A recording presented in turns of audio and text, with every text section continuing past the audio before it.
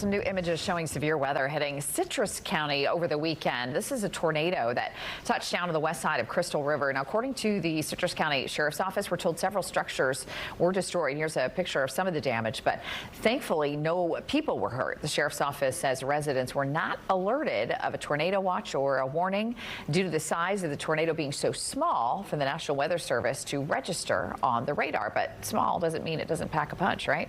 Our Fox 85 storm team says another likely issue is that it was too far from any radar site to detect low-level rotation needed to issue that warning. So we've got Brooks here now to talk more about that. And when you see stuff like that, right, it looks little and you think, oh, that's not going to cause a lot of damage, but look what it did. Yeah, right, and it was almost like a water spout. It formed over the Crystal River and then worked inland.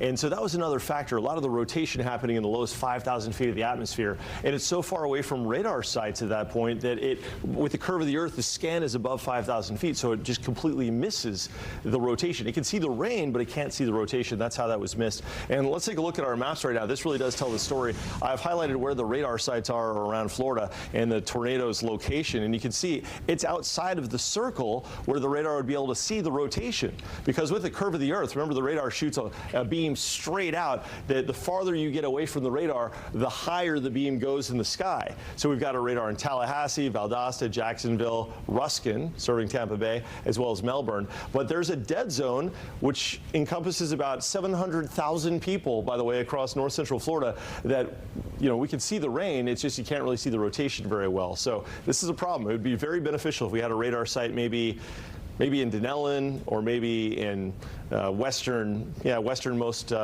Marion County. That would help a lot for sure. So, yeah. Anyway, something to think about, something to ponder. This has been a reoccurring issue, by the way. We had one of these in Ocala a couple of years ago. We did a whole story on this because of another situation where the National Weather Service out of Jacksonville could not see the low-level rotation because of that zone.